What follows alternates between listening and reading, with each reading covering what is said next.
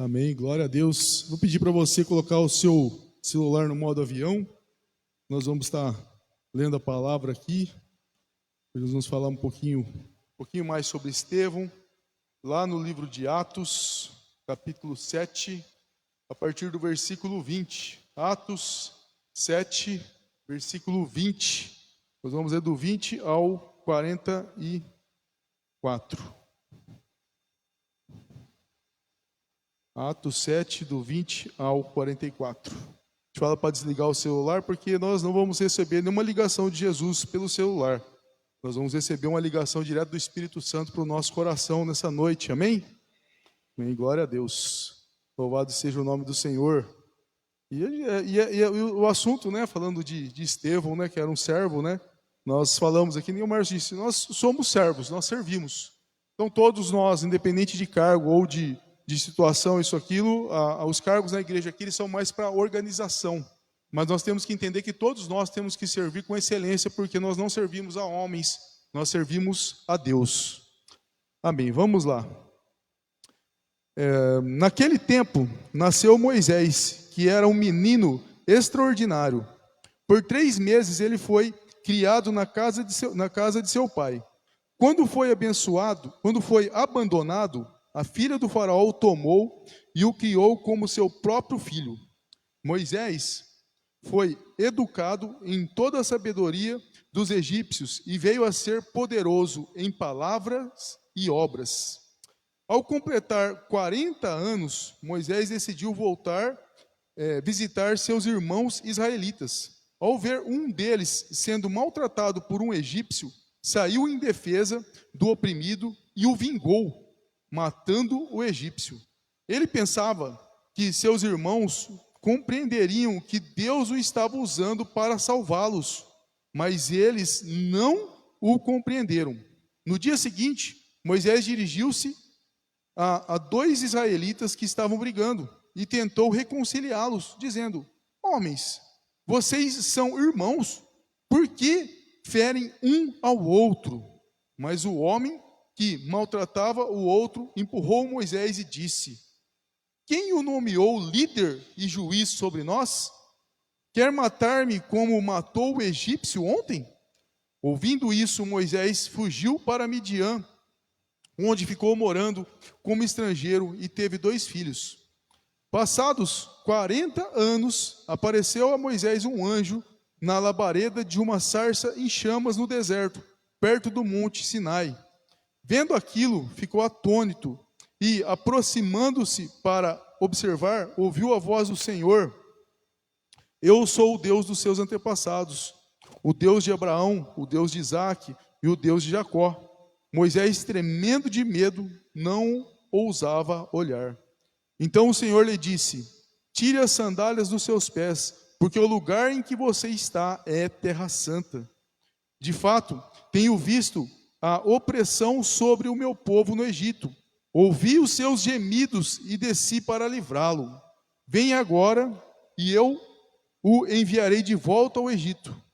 Esse é o mesmo Moisés que tinham rejeitado com essas palavras. Quem o nomeou líder e juiz? Ele foi enviado pelo próprio Deus para ser líder e libertador deles, por meio do anjo que lhe tinha aparecido na sarça. Ele os tirou de lá, fazendo maravilhas e sinais no Egito, no Mar Vermelho e no deserto durante 40 anos. Este é aquele Moisés que disse aos israelitas: Deus lhes levantará dentre os seus irmãos um profeta como eu. Ele estava na congregação no deserto com o anjo que lhe falava no monte Sinai e com os nossos antepassados, e recebeu palavras vivas para transmiti-las a nós. Mas os nossos antepassados se recusaram a obedecer-lhe. Ao contrário, rejeitaram-no e em seu coração voltaram para o Egito. Disseram a Arão: faça para nós deuses que nos conduzam, pois esse Moisés que nos tirou do Egito, não sabemos o que lhe aconteceu.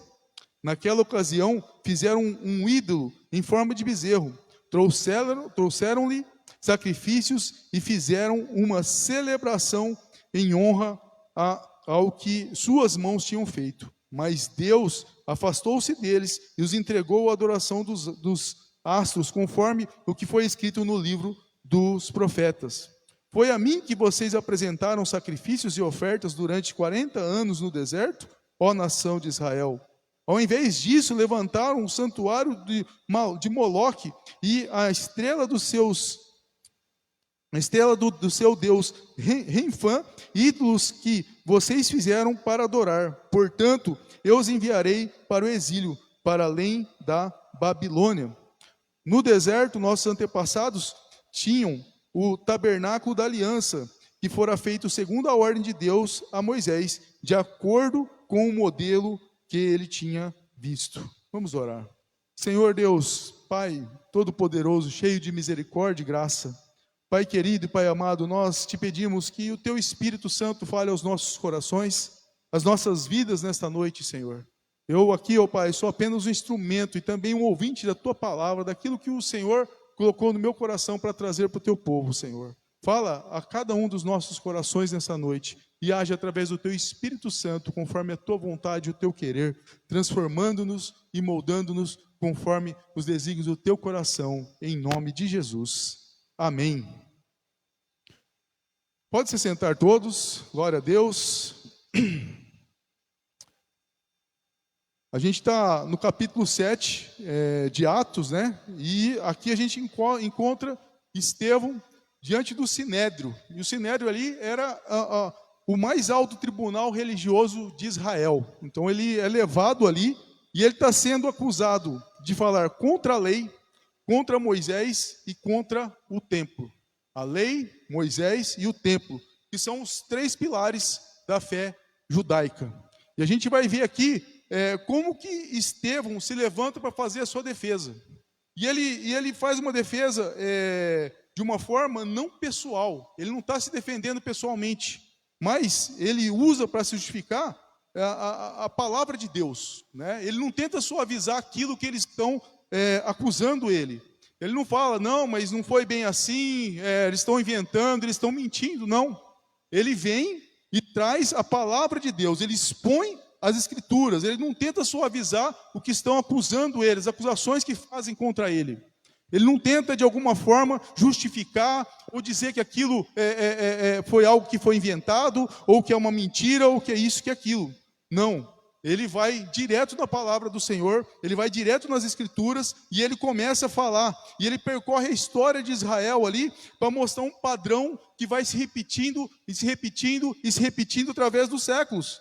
Por quê? A gente vê na Bíblia que Deus levanta libertadores, mas geralmente, e na maioria das vezes, o povo por repetidas vezes rejeita esse libertador. Por repetidas vezes e mais vezes, Deus rejeita esse libertador. E aqui a gente vai falar um pouco sobre Moisés, né? Como que acontece isso. Porque quando a gente chega aqui, nesse trecho de Atos 7, do 20 ao 44, a gente vê a argumentação fixada diretamente em Moisés ali, que ele é o maior símbolo espiritual e nacional de Israel. Então a gente olha ali e começa a ver como que Estevão defende, como que Estevão mostra dentro da palavra o que realmente eles estavam pregando, o que realmente eles estavam trazendo e o que realmente a palavra do Senhor queria dizer e que eles não queriam de forma nenhuma compreender e nem entender. E aí a gente tem que entender que desde já que o alvo de Estevão não é Moisés, tá? Moisés é apenas a forma de argumentação dele. O alvo de Estevão aqui é Cristo.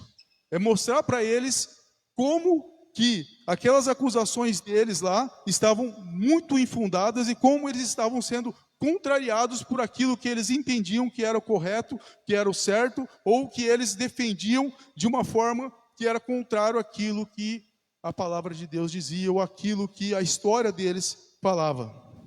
Então ele usa ali Moisés como um instrumento de argumentação apenas. E aí tudo que ele fala ali sobre Moisés vai apontar diretamente para Jesus. Ele diz, tudo que ele fala sobre Moisés aqui aponta para Cristo, tá? E o texto começa ali dizendo, naquele tempo nasceu Moisés, que era um menino extraordinário. E Moisés, ele nasce num tempo de opressão. Ele nasce num tempo de extrema opressão. O povo de Israel estava escravizado ali no Egito, e havia um decreto de morte contra os meninos hebreus. Isso nos lembra um pouco da história de Jesus. E a gente vai fazendo um paralelo aqui, né? E a gente vai olhando aqui e vai ver. Então aí a gente vê que Deus, ele preserva a vida de Moisés, e ele é escondido pelos seus pais, e depois ele é acolhido na casa de Faraó, e ali ele é criado como filho da filha do rei. O texto em Atos, no versículo 22, diz assim: Moisés foi educado em toda a sabedoria dos egípcios e se tornou poderoso em palavras e obras. E a gente vê algo aqui bem importante, né? Enquanto o povo gemia sob a escravidão, Deus já estava preparando e agindo silenciosamente. Deus já estava preparando uma forma de salvar aquele povo, né? Antes do clamor público, Deus já havia levantado um libertador ali. Deus já havia levantado Moisés. E Moisés, ele é preparado longe dos olhos do povo. Ele é preparado longe, ele não é preparado aí perto, né? Ele é preparado nos bastidores da história. Deus, ele trabalha antes que nós possamos perceber. Muitas vezes a gente ora a Deus, busca que Deus faça isso, que Deus faça aquilo, e parece que Deus não está agindo, que não vai acontecer, e de repente acontece algo maravilhoso nas nossas vidas. A gente fala assim: poxa, mas Deus estava agindo nisso, e eu nem percebi. Tudo aquilo que aconteceu para que esse momento acontecesse. Eu já passei por isso algumas vezes na minha vida, e várias vezes, de eu achar que não estava acontecendo nada, que a oração não estava chegando aos ouvidos de Deus, que Deus não estava me ouvindo, mas Deus já estava trabalhando muito antes do que eu imaginava, né? Então a gente olha ali a história de Moisés, a história de Jesus Cristo, né? Jesus Cristo, ele é o nosso libertador e salvador, é o nosso Senhor, e ele já estava pronto desde antes da fundação do mundo para nos salvar. E aqui a gente vê que Moisés, ele nasce sobre um decreto de morte, assim como Jesus Cristo nasce. Depois ele é escondido, porque havia a opressão da morte de crianças, né? E a gente vê que ele passa por uma preparação, por um tempo de preparação, para depois ele aparecer. Então ele cresce ocultado, ele chega no tempo determinado pelo Pai, e nos mostra que Jesus não é algo que emergencial feito por Deus, não é um plano emergencial por Deus, mas é um plano planejado minuciosamente para acontecer num ponto, no momento oportuno e correto, assim como aconteceu com Moisés, né? Não é uma solução improvisada, porque Deus não trabalha com improvisos, como as coisas vão acontecendo. E eu costumo dizer, né, que às vezes a gente faz algumas coisas na igreja, a gente fala assim: não vamos fazer esse empurrar com a barriga, né? Minha barriga diminui um pouquinho, vamos empurrar com a barriga, né? Que você vai empurrando com a barriga, né? Então você vai fazendo e vai empurrando, né? Para que a coisa vai andando, né? Então você empurra com a barriga. Deus não faz assim. Ele não faz nada de improviso. E às vezes a gente pede as coisas para Deus, não, Deus faz isso, faz aquilo, Deus já está agindo, irmãos, ó. Deus já está agindo, Deus já está operando, Deus já está fazendo, porque Ele sabe que você vai orar, que você vai se colocar de joelhos. E não é por isso que você vai deixar de colocar de joelhos, porque Ele já sabe quando você vai se colocar de joelhos. Mas que você se coloque de joelhos, porque Deus não vê o tempo como nós vemos. Deus vê o tempo como um todo. Deus vê tudo como um todo. Nós vemos em parte, nossa visão é bem limitada das coisas. Então Deus, Ele vai fazendo as coisas desde antes de nós pensarmos que vai acontecer o que vai ser feito, né? Porque Cristo, Ele é o plano eterno da nossa salvação e libertação. A cruz não é um acidente, ela foi um propósito de Deus para as nossas vidas. E se nós estamos aqui hoje, buscando ouvir a palavra de Deus, buscando esse contato mais íntimo com Deus, se nós oramos todos os dias, se nós temos um contato com a palavra de Deus, se nós entendemos o que Deus tem feito nas nossas vidas, é porque o próprio Deus se entregou por cada um de nós naquela cruz. E isso não foi um acidente, ele foi um propósito de Deus para as nossas vidas. Você não está aqui por um acidente, você não está aqui por uma coincidência, ou como dizia um pastor que nós tínhamos aqui, uma Jesuscidência. Você não está aqui, você está aqui porque Deus nos amou, porque Deus entendeu que nós seríamos falhos, e que nós iríamos ser pecadores, e assim, para resolver isso daí, Ele envia Cristo. E eu costumo dizer que nossa visão tão limitada que a gente não entende, né? Não entende. A gente olha aqui, ó, eu falo, né? Às vezes já falei algumas vezes aqui, a gente olha aqui, a gente consegue enxergar essas paredes, a gente consegue imaginar que ali atrás tem um banheiro, a gente já foi lá, como que é o banheiro, como que são as salas ali, a gente consegue imaginar como que está a rua lá fora, mas a nossa visão enxerga isso aqui. A nossa visão enxerga o que é palpável, o que nós podemos tocar, o que nós podemos ver. Mas, quando nós oramos, a nossa visão muda, porque nós começamos a enxergar com a fé. Nós começamos a olhar para as coisas conforme Deus quer que nós estejamos olhando. Por quê? Porque nós temos uma visão limitada, nós temos uma visão humana das coisas. E nós não compreendemos os planos de Deus, nós não compreendemos o que Deus está fazendo. E na vida de Moisés, foi assim, desde de pequeno lá, Deus já tinha preparado, Deus já tinha separado, Deus já tinha feito tudo. E ele passa por um momento de preparação para que depois as coisas aconteçam. E avançando um pouco no texto aqui, Atos 7:23, né? Quando Moisés completa ali 40 anos, ele decide ali visitar os seus irmãos israelitas. E a gente sabe ali que, aí ele vê lá um sendo maltratado lá pelo egípcio, né? E aí ele vai lá, entra lá na situação, intervém a favor do oprimido lá e comete um assassinato, né? E na mente dele, no pensamento dele, ele entendia que aqueles israelitas iriam compreender que Deus estava usando a vida dele para libertar eles. Mas foi isso que aconteceu? Não foi. As pessoas não compreenderam dessa forma, né? Eles falam em Atos 7:27, quem te constituiu chefe e juiz sobre nós? Quem te constituiu chefe e juiz sobre nós? Né? Com essa palavra, o povo está rejeitando a Moisés. Ele sofre uma rejeição ali, né? Ele sofre uma rejeição da liderança que Deus havia levantado. Há uma rejeição a Moisés, há uma rejeição àquilo que Deus estava fazendo, uma rejeição à liderança de Moisés, e o povo prefere continuar sob a opressão, ao invés de submeter ao agir de Deus. Bem interessante isso, né? E como consequência, o que acontece? Moisés, ele fica assustado com a situação, ele fica com medo, e aí ele foge para Midian e passa 40 anos no deserto. Olha que interessante. Ele viveu 40 anos, depois ele passou 40 anos no deserto. Vão acompanhando aí, para vocês entenderem depois no final, né? E o deserto na Bíblia, ele não é um sinal de abandono, né? O deserto, ele é um lugar de preparação. Você vai ver várias vezes na Bíblia o deserto como um lugar de preparação. Não é um lugar onde a pessoa está abandonada ali. A gente olha, às vezes, fala assim, poxa, mas lá no deserto, ele fugiu para o deserto, ficou abandonado 40 anos lá. Então, não, ele estava sendo preparado, né? E é ali que Deus vai trabalhando no caráter, Deus vai trabalhando no coração, Deus vai trabalhando na dependência do homem, Ele vai trabalhando na dependência dele, para que ele entenda que ele tem que ser dependente de Deus, não por suas próprias forças, mas pela dependência, pelo agir de Deus, pelo caráter que Deus vai colocar na vida dele, pela forma que Deus vai agir, na experiência que ele vai ter, no tratamento do coração que ele passa ali por esses 40 anos. E aí a gente vai entendendo um paralelo aqui, né? Jesus, ele veio para os seus, mas os seus não o receberam. Aconteceu isso com Moisés, né? Ele foi rejeitado, Jesus foi rejeitado, foi desprezado. Jesus, ele caminhou conscientemente para a cruz, né? E eu digo, às vezes a gente vai falar de Jesus para uma pessoa. Eu lembro uma vez que eu fui falar de Jesus para uma pessoa, né? Essa experiência eu não esqueço, já contei aqui algumas vezes.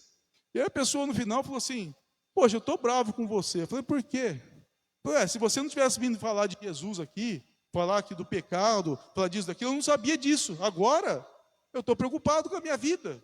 Do que eu estou fazendo? Eu falei, mas isso era isso que eu queria que acontecesse. Que você compreendesse o que é o pecado, que você compreendesse que você está errado, que você compreendesse que o caminho que você está seguindo é um caminho de morte. Certinho, é isso mesmo que eu queria. Eu atingi o objetivo. Falei, não, mas agora eu vou ter que mudar de vida. Agora eu não vou poder mais fazer do jeito que eu fazia, porque isso vai ficar martelando na minha cabeça. Eu falei, glória a Deus. E eu dando glória a Deus, e o rapaz bravo. Eu também não entendia porque ele estava bravo, né? Mas ele não queria ter conhecido. Ele falou, se eu não conhecesse, eu continuava na ignorância. Ia viver a minha vida. Mas agora eu vou ter que fazer alguma coisa, eu vou ter que tomar uma atitude, eu vou ter que tomar uma decisão, vou ter que mudar de vida. Ou eu vou entender que eu vou estar caminhando conscientemente para a morte. Eu falei, exatamente, você entendeu tudo, cara. Você entendeu tudo. E a gente, quando naquela conversa aí, eu tinha entendido tudo. Né? Por quê? Porque rejeitar Cristo e rejeitar o governo de Deus sobre as nossas vidas é uma loucura. É uma loucura. É uma loucura. Quando nós rejeitamos a autoridade de Deus, né? Quando nós rejeitamos a Cristo nas nossas vidas, é loucura. É loucura. Porque é um caminho que vai levar para a morte. E é certo isso. Não há dúvidas quanto a isso. Não há dúvidas quanto a isso. Né? Mas depois de 40 anos no deserto, o texto diz que Deus aparece a Moisés numa chama de fogo, no meio de uma sarça. Olha que legal. Né? A gente olha aqui e fala, não foi num templo, não foi em Jerusalém, e não foi no deserto, foi no meio de uma sarça. E olha o que Deus fala para ele, o lugar em que estás é terra santa. Isso aqui nos ensina uma verdade muito profunda. Não é o lugar que santifica a presença de Deus, é a presença de Deus que santifica o lugar. Não é o lugar que santifica a presença de Deus, é a presença de Deus que santifica o lugar. Quando eu falo para os irmãos que isso aqui é só um prédio, onde nós nos reunimos, glória a Deus que nós nos reunimos aqui, né? Que há esse lugar para nós nos reunirmos, mas tem pessoas que idolatram o prédio, a igreja, e isso e aquilo, né? Não é assim que funciona, né? Estevão ali está confrontando diretamente aquela mentalidade religiosa daqueles que o acusavam. Ele confronta diretamente essa mentalidade religiosa, de que tinha o templo, que tinha lá em Jerusalém, que tinha um lugar próprio para orar e tal. Deus nunca esteve preso a prédios, nem estrutura e nem sistema religioso. Ele nunca esteve preso a isso, jamais. Onde Deus se manifesta, ali é terra santa. Deus fala, o lugar em que estás é terra santa. É que nem eu falo, né? Eu já ouvi outros irmãos falarem também. Se a placa de igreja fosse tão boa, ela não estava lá para o lado de fora, ela estava aqui para o lado de dentro. Igual vocês estão aqui. A placa da igreja fica lá fora, não fica aqui dentro. Então não tem. A placa de igreja não vai salvar ninguém. A igreja não vai salvar ninguém como estrutura religiosa, lógico, né? Mas a igreja, como Cristo idealizou, que são pessoas, elas vão te ajudar a caminhar para que você seja salvo. Para que você, quando cair, seja levantado. Deus vai usar um irmão, uma irmã. Porque tem gente que fala assim, não, eu sou a igreja, né? Tem uma igreja que fala, eu sou a tal. Pô, peraí, meus irmãos. Não é eu. É o Espírito Santo que habita em nós, que nos torna igrejas. É o nosso servir a Cristo que nos torna igreja. E servindo a Cristo, como que nós servimos a Cristo? Servindo uns aos outros. É assim que nós nos tornamos igreja. A igreja não é a placa, a igreja não é o prédio, a igreja são pessoas. E às vezes você vai falar assim, poxa, Mateus, você está batendo nessa tecla faz tempo, né? Nós tivemos aniversário da igreja, você bateu nessa tecla, antes você já tinha batido nessa tecla, mas nós temos que deixar bem claro o que é igreja. Por quê? Porque essas pessoas aqui, elas tinham um conceito de igreja, um conceito religioso totalmente errado. E eles acreditavam que estavam certos. E eles armavam tramóias e coisas para que aquilo que eles queriam estivesse correto. Isso não é igreja. O que Jesus disse? Destrua esse templo, em 3 dias eu o levantarei. Sabe de quem que ele falava? Ele falava do seu próprio corpo.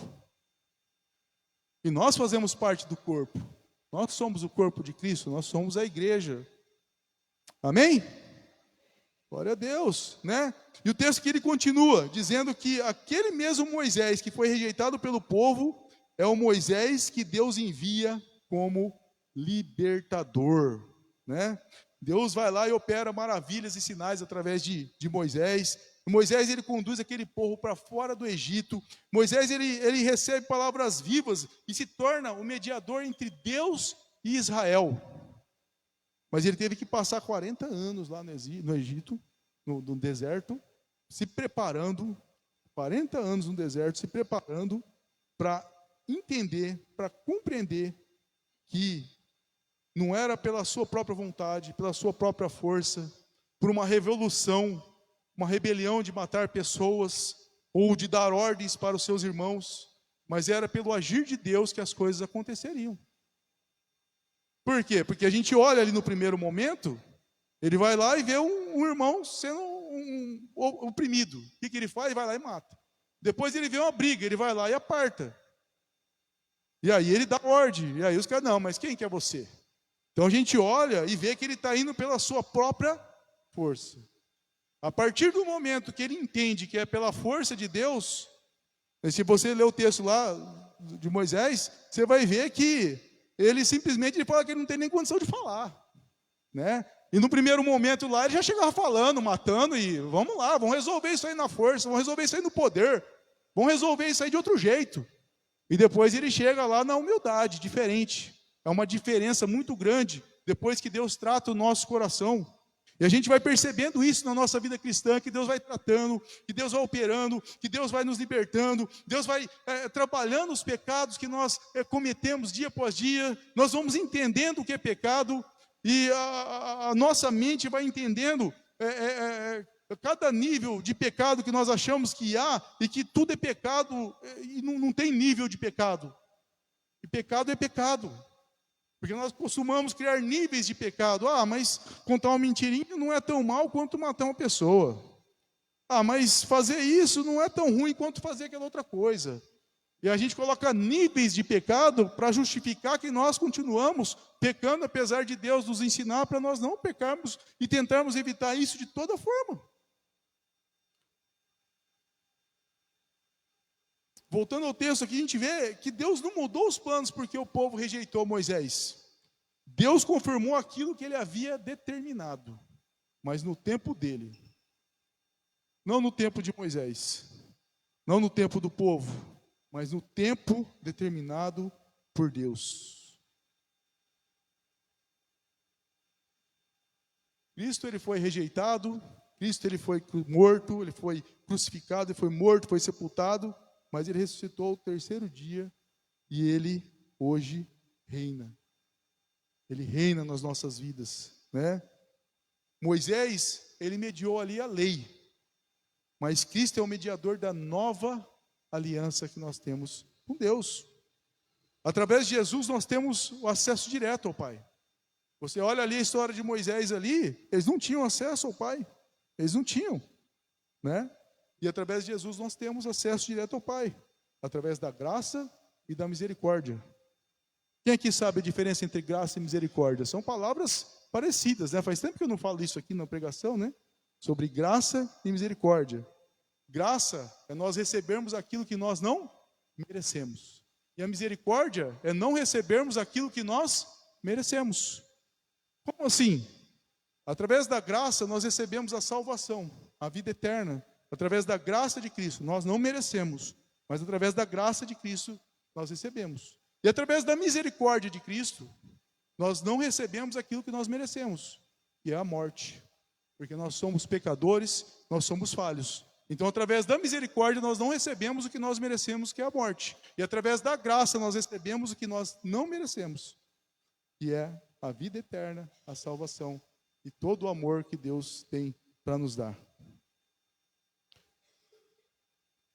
O povo ali, mesmo liberto, ele não obedece. O texto aqui ele vai fundo, né? O texto fala que o coração deles se voltou para o Egito. Olha que loucura, né? Eles não se contentam. Eles foram libertos, eles viram sinais, eles viram prodígios, mas eles não se contentam. Isso é o que eu falo sempre, né? O ser humano ele não muda as tecnologias. Às vezes as pessoas vêm e servem a Cristo, aí você passa um tempo, tem pessoas aí que vai para outro canto. Aí você fala, mas como assim? Como assim? Como foi para outro canto? Como? Não é possível. Como assim? E lá já aconteceu assim, a humanidade não muda, né? Eles fizeram um bezerro de ouro ali e passaram a adorar aquilo que as próprias mãos deles haviam construído. Em vez de adorar o Criador, eles adoraram uma coisa que eles fizeram. O povo de Israel saiu do Egito, mas o Egito não saiu do coração deles. O coração deles estava ali, buscando algo que só Deus poderia preencher. O nosso coração tem um lugar que é só de Deus.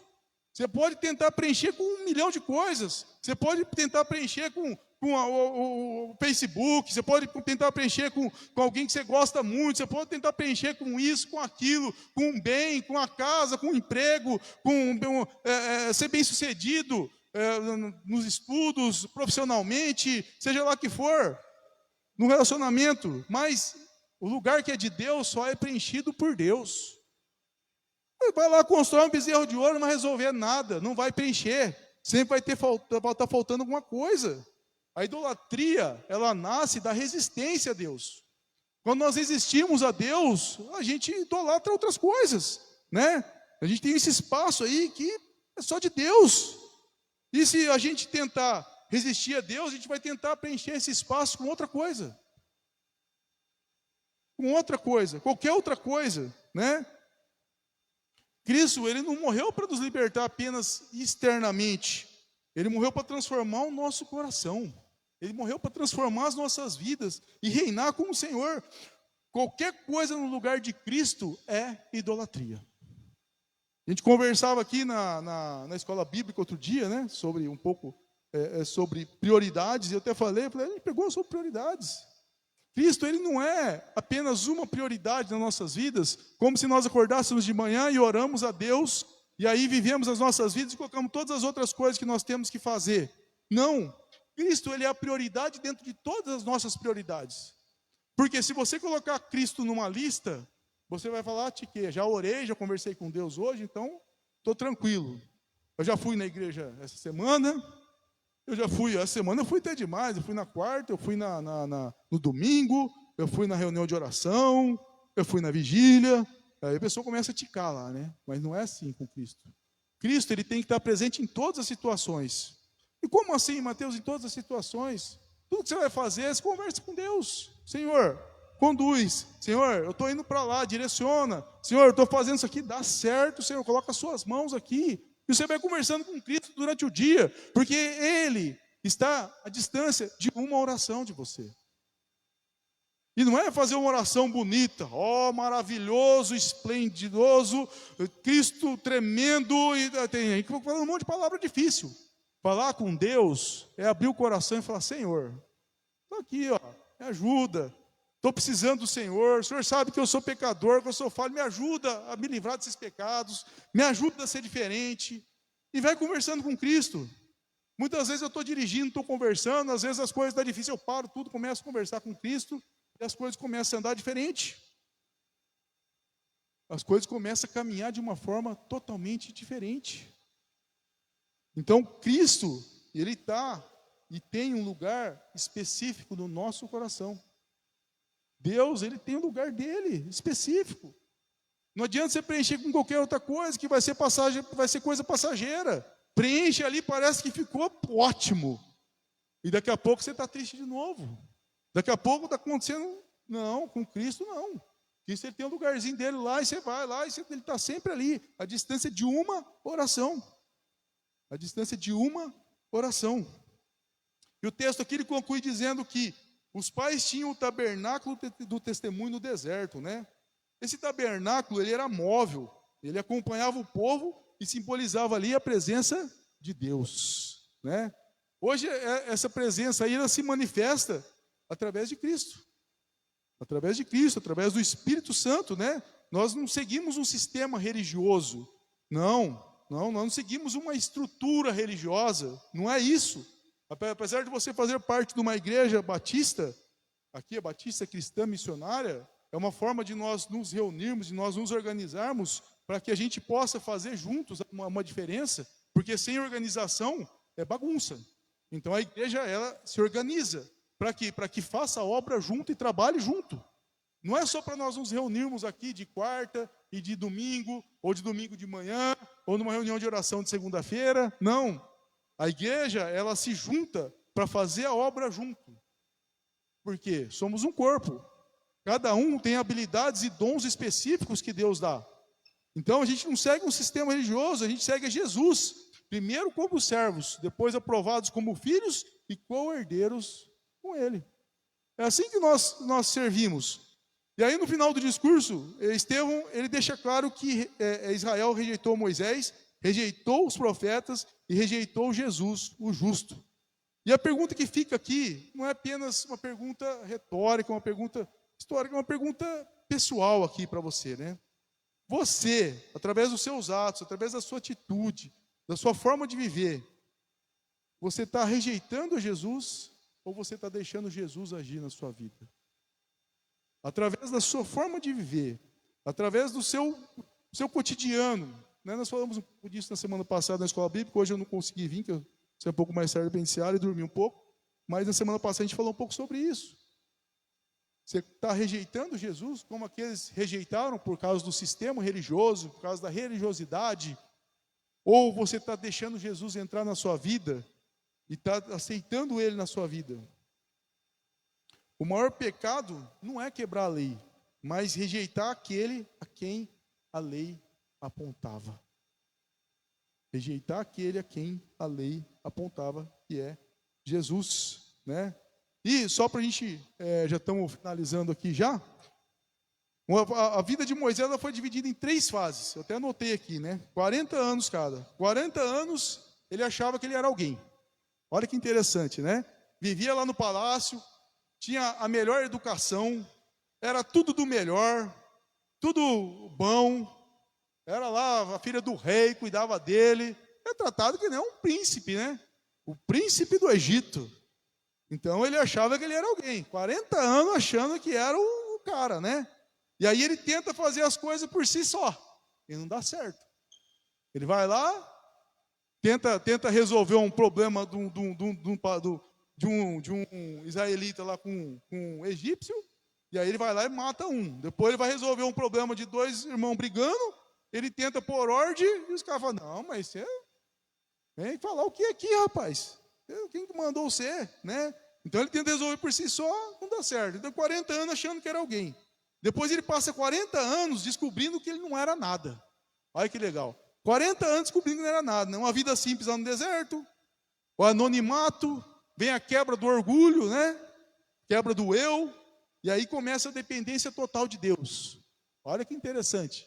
Então ele passa 40 anos achando que era alguém, depois 40 anos descobrindo que não era nada, e depois ele passa mais 40 anos vendo o que Deus fez, com o que Deus faz, né? Com quem se rende totalmente a Ele. 40 anos vendo o que Deus faz com quem se rende totalmente a Ele. 3 fases de 40 anos.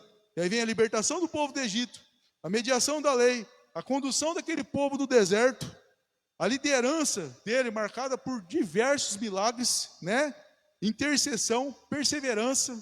Então a gente vê três pontos aqui muito interessantes na vida de Moisés, que devem ser aplicados às nossas vidas, né? Porque muitas vezes nós achamos que nós somos alguém, nós achamos que nós somos muito importantes, mas nós começamos a entender depois de um tempo que Cristo é importante. O Espírito Santo de Deus é o que age nas nossas vidas. O Espírito Santo de Deus operando em nós é o importante. E a gente começa a descobrir que nós não somos nada, apenas servos, para servir a um Deus que nos salvou, que nos libertou, um Deus que morreu por cada um de nós, um Deus que se entrega na cruz, um Deus que desce da sua glória e majestade e vem aqui habitar um corpo de carne, um corpo que sente frio, que sente dor, que tem necessidades fisiológicas, um corpo que sente medo, um corpo que tem tudo necessidade que nós temos.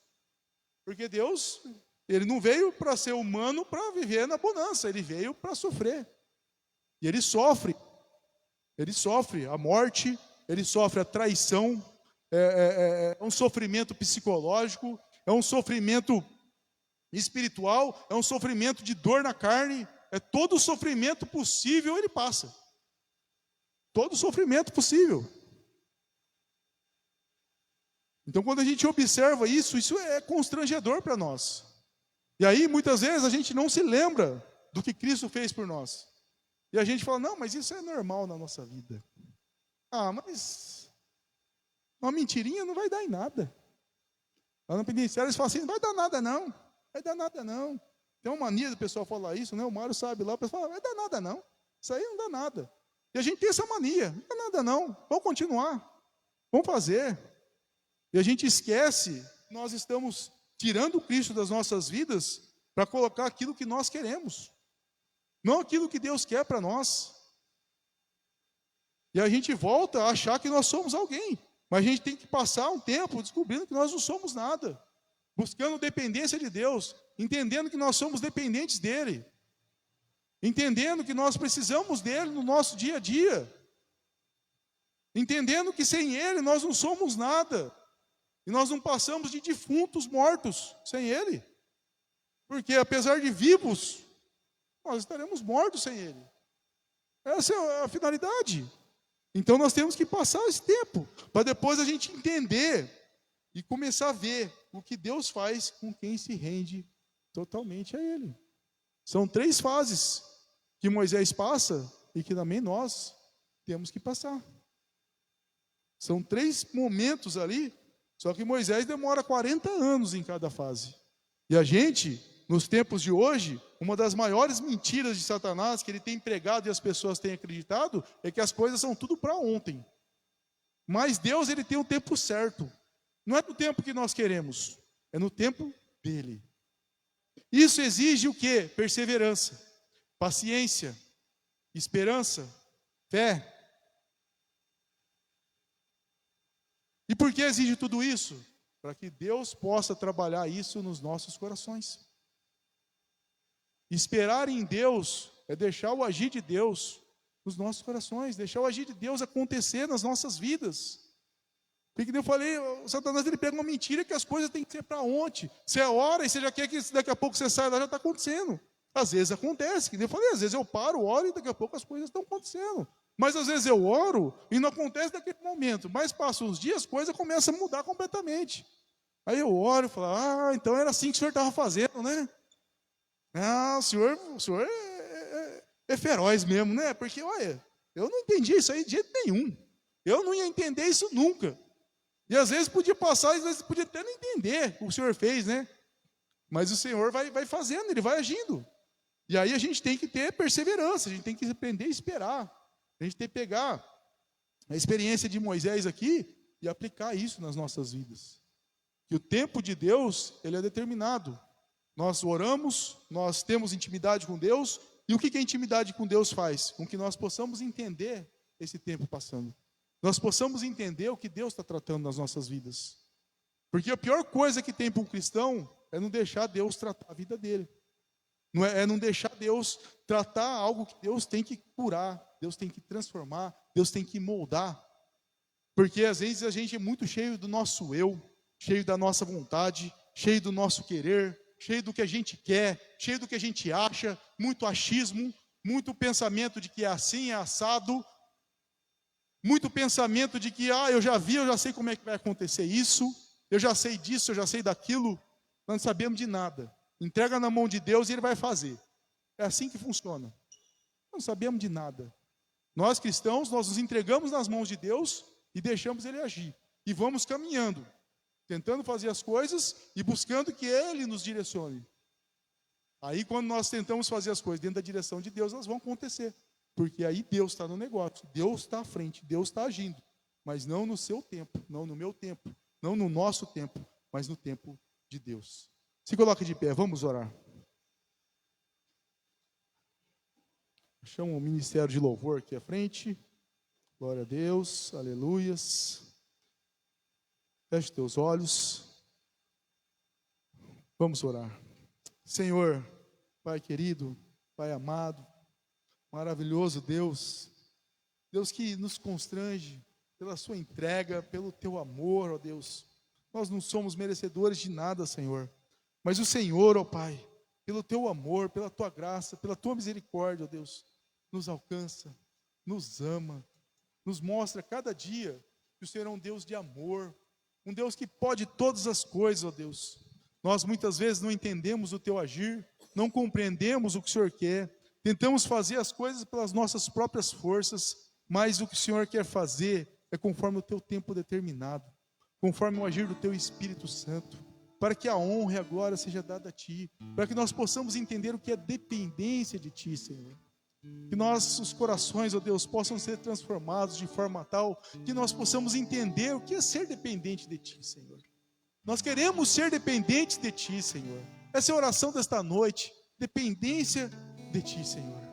Que nós possamos depender de Ti para todas as coisas, Senhor, porque é o Senhor quem nos guia, Senhor. Todas as vezes que nós tentamos fazer da forma que nós queremos, nós seremos rejeitados, nós falharemos, nós teremos que nos esconder, nós teremos que nos retirar, nós teremos que fazer coisas, ó Deus, que nós não queremos, ó Deus, porque nós queremos fazer o que nós queremos, mas a partir do momento que nós entendemos que é conforme a Tua vontade, conforme o Teu querer, na dependência do Senhor, ó Pai, nós começamos a ver as coisas acontecendo diferente, Senhor.